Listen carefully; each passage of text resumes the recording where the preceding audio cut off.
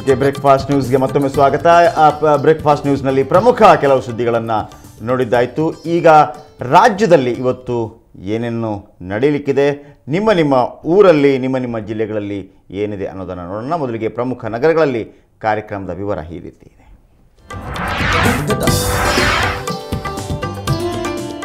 ಬೆಂಗಳೂರಿನ ಕನ್ನಡ ಅಭಿವೃದ್ಧಿ ಪ್ರಾಧಿಕಾರದ ವತಿಯಿಂದ ಕನ್ನಡ ಸಂಶೋಧನಾ ವಿಧಾನ ಮಾನಸ ಗಂಗೋತ್ರಿಯ EMRC ಸಭಾಂಗಣದಲ್ಲಿ ರಾಜ್ಯ ಮಟ್ಟದ ಕಮ್ಮಟ ಬೆಳಗ್ಗೆ 10 ಗಂಟೆಗೆ ಮೈಸೂರು.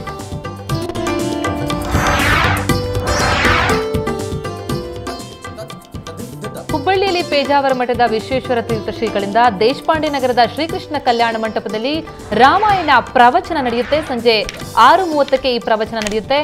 ಹಾಗಾಗಿ ಪ್ರವಚನ ಪ್ರಿಯರು ಇದನ್ನ ಹೋಗಿ ವೀಕ್ಷಿಸಬಹುದು.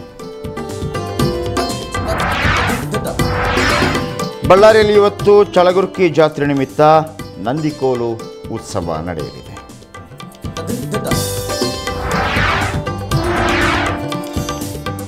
ಹಾಗೆಯೇ ಬಿಜಾಪುರದಲ್ಲಿ ಸಿಂದಗಿಯಲ್ಲಿ ಚೌಡೇಶ್ವರಿ ದೇವಿಯ ಜಾತ್ರೆ ನಡೆಯುತ್ತೆ. ಹಾಗಾಗಿ ಜಾತ್ರೆಯಲ್ಲಿ ಪಾಲ್ಗೊಂಡು ಸಂಭ್ರಮಿಸಬಹುದು.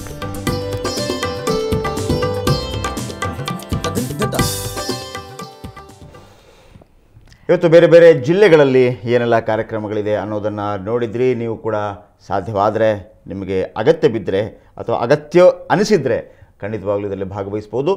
ಈ ಎಲ್ಲ ಕಾರ್ಯಕ್ರಮಗಳು ನೋಡಿದ ನಂತರ ನಮ್ಮ ವೀಕ್ಷಕರಿಗಾಗಿ ಇವತ್ತು ಕೆಲವು ಸ್ಪೆಷಲ್ ಅನ್ನಿಸುವಂಥ ಸುದ್ದಿಯನ್ನು ತಂದಿದ್ದೀವಿ. ಅದು ಪ್ರಮುಖವಾಗಿ ನಮ್ಮ ರಾಜ್ಯದ ಬೇರೆ ಬೇರೆ ಜಿಲ್ಲೆಗಳಿಂದ ಬಂದಿರುವಂಥ ವಿಶೇಷ ವರದಿಗಳು.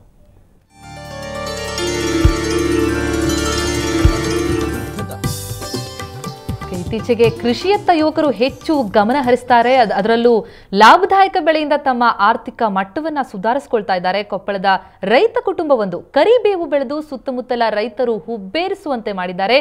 ಏನಿದು ಆಶ್ಚರ್ಯ ಅಂತೀರಾ? ಈ ರಿಪೋರ್ಟ್ ನೋಡಿ. ಎಲ್ಲೆಲ್ಲೂ ಹಚ್ಚ ಹಸುರಿನ ಕರಿಬೇವು. ಇದನ್ನ ನೋಡಿದ್ರೆ ಅಬ್ಬಾ, ಇದೇನು ಕರಿಬೇವಿನ ಕಾಡು ಇದ್ದಂಗೆ ಇದೆಯಲ್ಲ ಅನ್ಸುತ್ತೆ. ಆದ್ರೆ ಇದು ಕರಿಬೇವಿನ ಕಾಡಲ್ಲ, ಕರಿಬೇವಿನ ತೋಟ.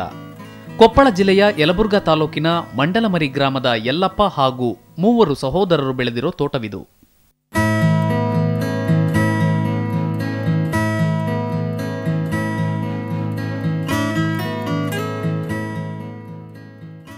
ಕಳೆದ 3 ವರ್ಷಗಳಿಂದ ತಮ್ಮ 60 ಎಕರೆ ಜಮೀನಿನಲ್ಲಿ ಕರಿಬೇವು ಬೆಳೆತಿದ್ದಾರೆ. ಇದರೊಂದಿಗೆ ನಿಂಬೆ ಬೆಳೆದು ಉತ್ತಮ ಲಾಭ ಗಳಿಸಿದ್ದಾರೆ.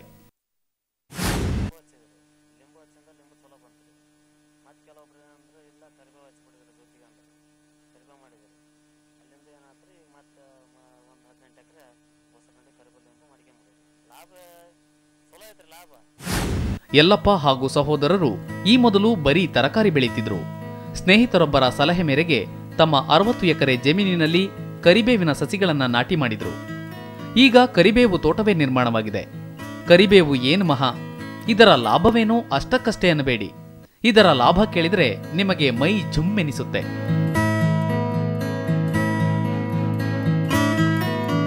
ಪ್ರತಿನಿತ್ಯ 200ರಿಂದ 300 ಕೆಜಿವರೆಗೆ ಕರಿಬೇವು ಮಾರ್ತಾರೆ. ಪ್ರತಿ ಕೆಜಿ ಕರಿಬೇವಿನ ದರ 30 ರೂಪಾಯಿ. ಪ್ರತಿನಿತ್ಯ ಈ ರೈತ ಕುಟುಂಬದ ಆದಾಯ 6,000ದಿಂದ 9,000 ರೂಪಾಯಿ. ಇನ್ನು ಪ್ರತಿ ತಿಂಗಳ ಆದಾಯ 2 ಲಕ್ಷ ರೂಪಾಯಿಗೂ ಹೆಚ್ಚು. ಕರಿಬೇವು ಬೆಳೆದಿರುವ ಈ ರೈತರಿಗೆ ಮಾರುಕಟ್ಟೆ ಸಮಸ್ಯೆ ಇಲ್ಲ. ವ್ಯಾಪಾರಸ್ಥರು ತೋಟಕ್ಕೆ ಬಂದು ಕರಿಬೇವು ಖರೀದಿಸುತ್ತಾರೆ. ಅಷ್ಟೇ ಅಲ್ಲದೆ ಈ ಬೆಳೆಯಲ್ಲಿ ಖರ್ಚು ಕಡಿಮೆ, ಲಾಭ ಜಾಸ್ತಿ. ಒಟ್ನಲ್ಲಿ ಸಾಂಪ್ರದಾಯಿಕ ಬೆಳೆಗಳಿಗಿಂತ ಕರಿಬೇವು ಬೆಳೆ ಹೆಚ್ಚು ಲಾಭದಾಯಕ ಅನ್ನೋದನ್ನ ಮಂಡಲಮರಿ ಗ್ರಾಮದ ರೈತರು ತೋರಿಸಿಕೊಟ್ಟಿದ್ದಾರೆ. ದೊಡ್ಡೇಶ್ ಎಲಿಗಾರ್, ಸುವರ್ಣ ನ್ಯೂಸ್ 24/7, ಕೊಪ್ಪಳ. ಹಾಗೆಯೇ ರಾಜ್ಯದಲ್ಲಿ ನಿನ್ನೆ ನಡೆದಂತಹ ಪ್ರಮುಖ ಸುದ್ದಿಗಳ ಒಂದು ನೋಟವನ್ನು ನೋಡೋಣ ಕ್ವಿಕ್ ಲುಕ್ನಲ್ಲಿ. ಸೈಕೋ ಕಿಲ್ಲರ್ ಜೈಶಂಕರ್ ಚಿತ್ರದುರ್ಗ ನ್ಯಾಯಾಲಯಕ್ಕೆ ಹಾಜರು. ಸೈಕೋ ಕಿಲ್ಲರ್ ನೋಡಲು ಮುಗಿಬಿದ್ದ ಜನತೆ. ಪೊಲೀಸ್ ಬಿಗಿ ಭದ್ರತೆಯಲ್ಲಿ ಜೈಶಂಕರ್ ಬೆಂಗಳೂರಿಗೆ ಶಿಫ್ಟ್. ಯಡಿಯೂರಪ್ಪ ಸುಳ್ಳು ಹೇಳೋದನ್ನ ಬಿಡಬೇಕು. ಜುಲೈ 9ರಿಂದ ಗಣಿಗಾರಿಕೆ ಲೂಟಿಕೋರರ ವಿರುದ್ಧ ಜನಾಂದೋಲನ. ರಾಯಚೂರಿನಲ್ಲಿ ಸಾಮಾಜಿಕ ಕಾರ್ಯಕರ್ತ SR ಹಿರೇಮಠ ಹೇಳಿಕೆ.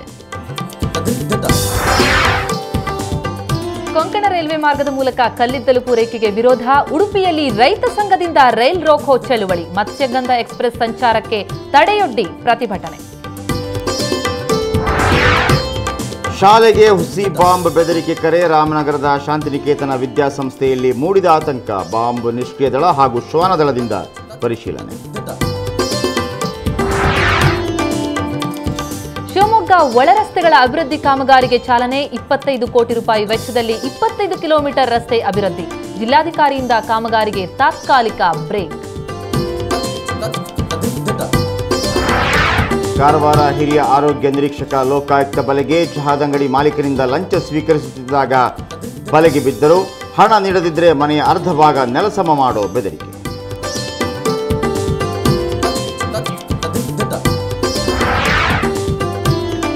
ಸೀಮೆಎಣ್ಣೆ ದೀಪ ಕೆಡವಿದ ಬೆಕ್ಕು. ಬೆಕ್ಕಿನ ಅವಾಂತರಕ್ಕೆ ಶಿರಸಿಯ ಬಂಕನಾಳ ಕ್ರಾಸ್ನಲ್ಲಿ ಮನೆ ಭಸ್ಮ. 2 ಲಕ್ಷಕ್ಕೂ ಅಧಿಕ ಹಾನಿ.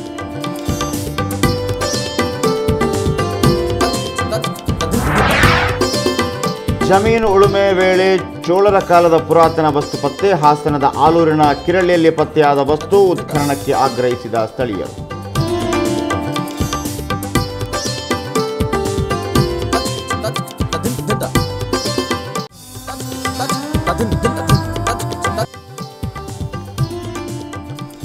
ಕನ್ನಡದ ಪ್ರಮುಖ ದಿನಪತ್ರಿಕೆ ಕನ್ನಡಪ್ರಭದಲ್ಲಿ ಇವತ್ತು ಯಾವೆಲ್ಲ ಸುದ್ದಿಗಳನ್ನು ವಿಶೇಷವಾಗಿ ಲೀಡ್ ಮಾಡಲಾಗಿದೆ, ಯಾವೆಲ್ಲ ಸುದ್ದಿಗಳನ್ನು ಕೊಡಲಾಗಿದೆ ನೋಡೋಣ.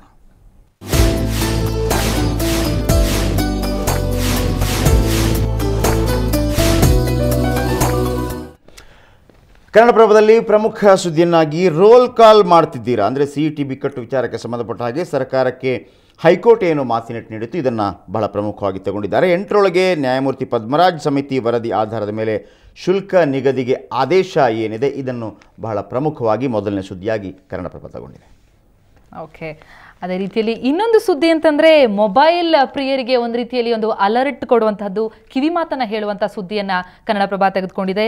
ಅದೇನಪ್ಪ ಅಂತಂದರೆ ಮೊಬೈಲ್ನ ಸರಿಯಾಗಿ ಬಳಸದೇ ಇದ್ದರೆ ಅದರಿಂದ ಕ್ಯಾನ್ಸರ್ಗೆ ತುತ್ತಾಗ್ತೀರಿ ಅನ್ನೋ ಮಾತನ್ನು ಹೇಳಿದೆ. ಅದಕ್ಕಾಗಿ ಯಾವೆಲ್ಲ ಟಿಪ್ಸ್ಗಳನ್ನ ತಗೋಬೇಕು, ಹೇಗೆ ಬಳಕೆ ಮಾಡಬೇಕು, ಹೇಗೆ ಮಾಡಬಾರ್ದು ಅನ್ನೋದನ್ನು ಕೂಡ ಕನ್ನಡಪ್ರಭ ತನ್ನ ವರದಿಯಲ್ಲಿ ತಿಳಿಸಿದೆ.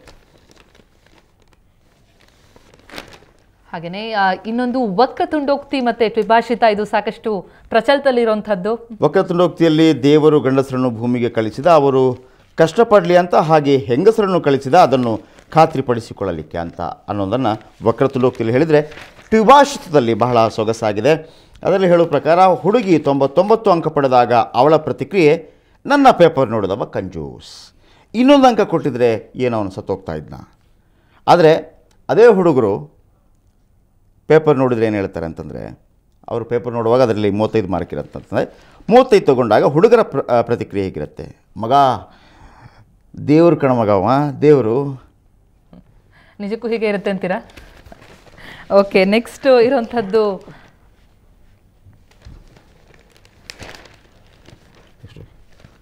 ಓಕೆ ನೆಕ್ಸ್ಟ್ ಸ್ಟೋರಿ ಇರೋದು ಗುಂಡು ಹಾಕೋರಿಗೆ ಇಲ್ಲೊಂದು ಸ್ವಲ್ಪ ತೊಂದರೆ ವಿಚಾರ ಅಂತಲೇ ಹೇಳಬೇಕು. ಗುಂಡು ಹಾಕೋದಕ್ಕೆ 25 ವರ್ಷ ಕಡ್ಡಾಯಗೊಳಿಸ್ತಾ ಇದೆ ಮಹಾರಾಷ್ಟ್ರ ಸರ್ಕಾರ. ನೀವು 25 ವರ್ಷಕ್ಕಿಂತ ಕೆಳಗಿದ್ದೀರಿ ಅಂತ ಆದರೆ ವಿಸ್ಕಿ ಬ್ರಾಂದಿ ಕುಡಿಯುವ ಕನಸಿಗೆ ನೀವು ವಿದಾಯ ಹೇಳಲೇಬೇಕು, ಪೂರ್ಣ ವಿರಾಮ ಹೇಳಲೇಬೇಕು. ಆದರೆ ಜಯಪ್ರಕಾಶ್, ನೀವು ಬೇಜಾರು ಮಾಡ್ಕೊಳ್ಳೋ ಆಗಿಲ್ಲ, ಯಾಕಂದರೆ ಕರ್ನಾಟಕದಲ್ಲಿ ಅಲ್ಲ, ಇದು ಮಹಾರಾಷ್ಟ್ರದಲ್ಲಿ. ಹಾಗಾಗಿ 25 ವರ್ಷದ ಕೆಳಗಿನವರಿಗೆ ಮಾತ್ರ ಇದು ಅನ್ವಯ ಪಡುತ್ತೆ. ಅದೇ ರೀತಿಯಲ್ಲಿ 21 ವರ್ಷ ವಯಸ್ಸಿನವರಿಗೆ ಬಿಯರ್ ಸೇವನೆಗೆ ಅವಕಾಶ ಮಾಡಿಕೊಡಲಾಗಿದೆಯಂತೆ. ಈ ಸುದ್ದಿಯನ್ನು ತೆಗೆದುಕೊಂಡಿದೆ.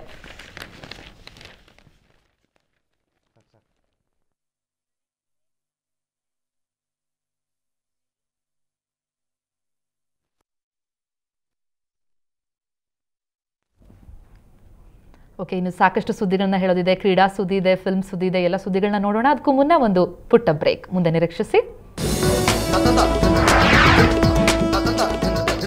ಸಾಫ್ಟ್ವೇರ್ ಕಂಪನಿಯಲ್ಲಿ ಎಲ್ಲರೂ ಅಂಗವಿಕಲರೇ. ಬೆಂಗಳೂರಿನ ಹೆಲ್ತ್ ಆಡ್ ಸಂಸ್ಥೆಯ ವಿನೂತನ ಸಾಧನೆ.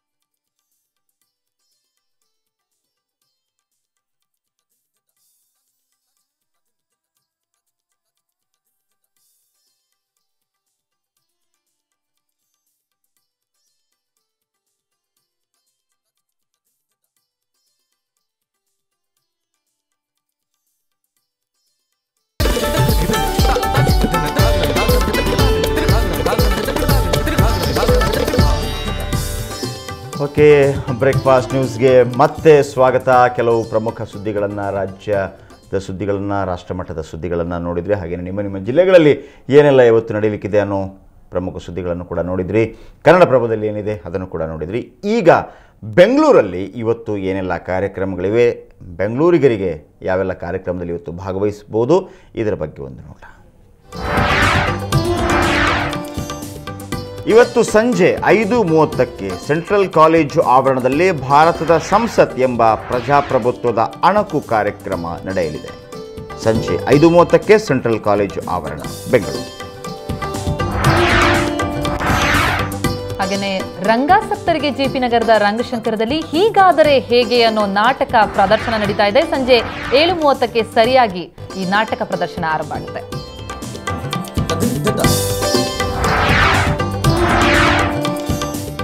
ಕೃಷಿ ವಿಶ್ವವಿದ್ಯಾಲಯದ ಕುವೆಂಪು ಸಭಾಂಗಣದಲ್ಲಿ ಇವತ್ತು ಬೆಳಗ್ಗೆ 10:15ಕ್ಕೆ ಡಾಕ್ಟರ್ ಅಂಬೇಡ್ಕರ್ ದಿನಾಚರಣೆ ಕಾರ್ಯಕ್ರಮ ಹಮ್ಮಿಕೊಳ್ಳಲಾಗಿದೆ. ಅದೇ ರೀತಿಯಲ್ಲಿ ಪ್ರಸನ್ನ ವೆಂಕಟರಾಮಿ ಕೋಟೆ ಬೀದಿ ಪ್ರಸನ್ನ ವೆಂಕಟರಮಣ ಸ್ವಾಮಿ ದೇವಸ್ಥಾನದಲ್ಲಿ ಇವತ್ತು ಉತ್ಸವ ಹಮ್ಮಿಕೊಳ್ಳಲಾಗಿದೆ.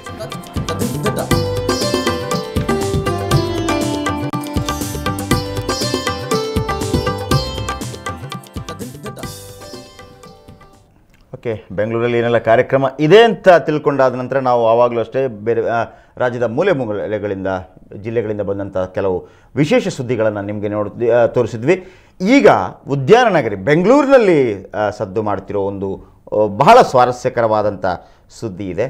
ಅದೇನು ಅಂತಂದರೆ, ಸಾಫ್ಟ್ವೇರ್ ಕಂಪನಿಯಲ್ಲಿ ಉದ್ಯೋಗ ಪಡ್ಕೊಳ್ಳೋದು ಅಂದರೆ ತುಂಬ ಕಷ್ಟದ ಕೆಲಸ. ಅದರಲ್ಲೂ ಅಂಗವಿಕಲರಿಗೆ ಕೆಲಸ ಸಿಗೋದಂದರೆ ಅದು ಸಾಧ್ಯನೇ ಇಲ್ಲ, ಅದು ಕನಸಿನ ಮಾತೇ ಸರಿ. ಆದರೆ ಬೆಂಗಳೂರಿನಲ್ಲಿರುವ ಸಾಫ್ಟ್ವೇರ್ ಕಂಪನಿಯಲ್ಲಿ ಕೆಲಸ ಮಾಡ್ತಿರೋರೆಲ್ಲ ಅಂಗವಿಕಲರೇ. ಇದು ನಿಜವಾಗ್ಲೂ ಬಹಳ ಆಶ್ಚರ್ಯ ಮೂಡಿಸುವಂಥ ಒಂದು ಸುದ್ದಿ. ಆಶ್ಚರ್ಯ ಮೂಡಿಸುವ ಸುದ್ದಿ ಆದ್ರೂ ಇದು ಸತ್ಯ ಸುದ್ದಿ. ಆ ಸುದ್ದಿ ಏನಿದೆ ನೋಡಿ.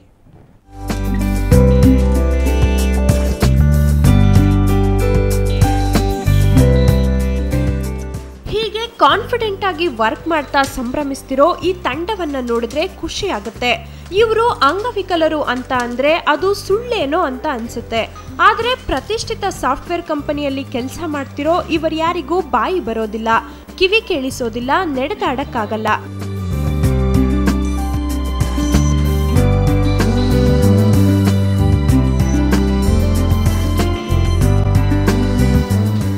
ಇಲ್ಲಿ ಕೆಲಸ ಮಾಡ್ತಾ ಇರೋ ಪ್ರತಿಯೊಬ್ಬರು ಕೂಡ ಒಂದೊಂದು ರೀತಿಯಲ್ಲಿ ಅಂಗವಿಕಲರು.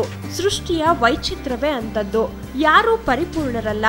ಹಾಗಾಗಿ ವಿಕಲಚೇತನರಿಗಾಗಿಯೇ ಯಥೀಶ್ ಸೇರಿದಂತೆ 4 ಸೇರಿಕೊಂಡು ಸಂಜಯ್ ನಗರದಲ್ಲೊಂದು ಹೆಲ್ತ್ ಆ್ಯಡ್ ಸಾಫ್ಟ್ವೇರ್ ಕಂಪನಿಯೊಂದನ್ನ ಆರಂಭಿಸಿದ್ದಾರೆ. ಇಲ್ಲಿ ಸುಮಾರು 30 ಮಂದಿ ವಿಕಲಚೇತನರು ಉದ್ಯೋಗ ಪಡ್ಕೊಂಡಿದ್ದಾರೆ. ಏನಂದರೆ ಅವ್ರನ್ನ ಜನನ ಸೊಸೈಟಿಗೆ ಸೇರಿಸ್ಕೋತಾರೆ, ಕೌಂಟ್ ಇದೆ, ಓಟ್ಗೆ ಓಟ್ ಹಾಕ್ಸೋದಕ್ಕೆಲ್ಲ ಅವ್ರಿಗೆ ಬೇಕು. ಬಟ್ ಕೆಲಸದ ವಿಷಯದಲ್ಲಿ ಬಂದಾಗ ಅದು ತೀರಾ ನೆಗ್ಲೆಕ್ಟೆಡ್ ಇದೆ. ಸೊ ಅದಕ್ಕೆ ಒಂದು ಆ ಸೊಸೈಟಿಗೆ ಏನಾದ್ರು ಮಾಡಬೇಕು ಅನ್ನೋ ಇದರಲ್ಲಿ ನಾವೊಂದು 4 ಜನ ಪಾರ್ಟ್ನರ್ಸ್ ಸೇರಿ ಕಂಪ್ನಿ ಶುರು ಮಾಡಿದ್ವಿ. ಫಿಸಿಕಲಿ ಚಾಲೆಂಜ್ ಪೀಪಲ್ನ ತೊಗೊಂಡು ಅವರಿಗೆ ಟ್ರೈನ್ ಮಾಡಿ 2 ರಿಂದ 3 ತಿಂಗಳು ಟ್ರೈನ್ ಮಾಡಿ ಅವ್ರನ್ನ ಕೆಲಸಕ್ಕೆ ಹಾಕ್ಕೊಂಡು ಒಂದು ಸುಮಾರು 25 ರಿಂದ 30 ಜನದ ಆವಾಗಲೇ ಅಷ್ಟರಲ್ಲೇ ಕೆಲಸ ತೊಗೊಂಡಿದ್ವಿ 1 ವರ್ಷ. ಕಂಪ್ಯೂಟರ್ ಬಳಕೆಯೇ ಇರಲಿ, ಸುಲಲಿತವಾಗಿ ಇಂಗ್ಲಿಷ್ನಲ್ಲಿ ಪಟಪಟನೆ ಮಾತಾಡುವುದೇ ಇರಲಿ, ಎಲ್ಲದರಲ್ಲೂ ಇವರು ಸಿದ್ಧಹಸ್ತರು. ಇದು ಇವರ ಸತತ ಪರಿಶ್ರಮದ ಫಲವಷ್ಟೇ. ಆತ್ಮಸ್ಥೈರ್ಯ ಹೊಂದಿದ್ರೆ ಯಾವುದು ಕಷ್ಟವಲ್ಲ ಎನ್ನುವುದಕ್ಕೆ ನಿದರ್ಶನವಾಗಿದ್ದಾರೆ. ಕಂಪ್ನಿ ಸಾಕಷ್ಟು ಗ್ರೋ ಆಗಬೇಕು, ಸಾಕಷ್ಟು ಗ್ರೋ ಆಗಿ ನಾವು ಎಕ್ಸ್ಪ್ಯಾಂಡ್ ಮಾಡಬೇಕಾಗಿದೆ. ಎಸ್ಪೆಷಲಿ ನಮ್ಮ ಸರ್ವಿಸಸ್ನ 2 ಟೈರ್ 3 ಟೈರ್ ಸಿಟೀಸಲ್ಲಿ ಫಿಸಿಕಲಿ ಡಿಫ್ರೆಂಟ್ ಆಗಿರೋರಿಗೆ ಸಾಕಷ್ಟು ಕೆಲಸ ಕೊಟ್ಟು ಅವ್ರ ಅವಶ್ಯಕತೆ ಕೊಟ್ಟು ಅವ್ರಿಗೊಂದು ಆಪರ್ಚುನಿಟಿ ಕೊಡಬೇಕಂತ ನಮ್ಮದು ವಿಷನ್ ಇರೋದ್ರಿಂದ so we are all driving towards that. It's a family ನಮ್ಮ ಕಂಪನಿ. ಸೊ ಅಷ್ಟೇ ಅಲ್ಲ, ವಿಕಲಚೇತನರಿಗಾಗಿಯೇ ಜಾಬ್ ಮೇಳ ನಡೆಸಲಾಗಿತ್ತು. ಈ ಮೇಳದಲ್ಲಿ ಸುಮಾರು 400ಕ್ಕೂ ಹೆಚ್ಚು ವಿಕಲಚೇತನರು ಉದ್ಯೋಗ ಅರಸಿ ಬಂದಿದ್ರು. ಇದರಲ್ಲಿ 4 ಕ್ರೀಡಾಪಟುಗಳಿಗೆ ಹೆಲ್ತ್ ಆ್ಯಡ್ ಕಂಪನಿ ಉದ್ಯೋಗ ನೀಡಿತು.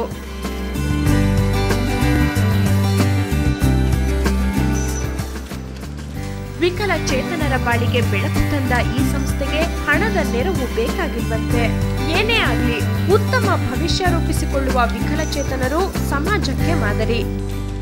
ಜೀವನದಲ್ಲಿ ಅಂಗವೈಕಲ್ಯತೆ ಕಂಡುಬಂದರೆ ಆತ್ಮವಿಶ್ವಾಸವನ್ನು ಕಳೆದುಕೊಂಡು ಮಾನಸಿಕವಾಗಿ ದುರ್ಬಲರಾಗಿರೋರೇ ಹೆಚ್ಚು. ಅಂಥದ್ರಲ್ಲಿ ತಮ್ಮೆಲ್ಲ ಕೊರತೆಗಳನ್ನು ಮೆಟ್ಟಿ ನಿಂತವರು ಈ ಸಾಫ್ಟ್ವೇರ್ ಉದ್ಯೋಗಿಗಳು. ಇವರ ಕಾರ್ಯಕ್ಷಮತೆಗೆ ಸಾಧನೆಗೆ ಇವರ ಈ ಅಂಗವೈಕಲ್ಯತೆ ಅಡ್ಡಿಯಾಗಲಿಲ್ಲ, ಬದಲಾಗಿ ಇನ್ನಷ್ಟು ಸಾಧಿಸುವ ಛಲವನ್ನು ಸ್ಫೂರ್ತಿಯನ್ನು ತುಂಬಿತ್ತು. ನಿಜಕ್ಕೂ ಇವರಿಗೆ ಹ್ಯಾಂಡ್ಸ್ ಆಫ್ ಹೇಳಲೇಬೇಕು. ಕ್ಯಾಮರಾ ಪರ್ಸನ್ ಅತಿಕ್ ಮತ್ತು ಮಂಜು ಜೊತೆ ಮಮತಾ, ಸುವರ್ಣ 24/7 ಬೆಂಗಳೂರು.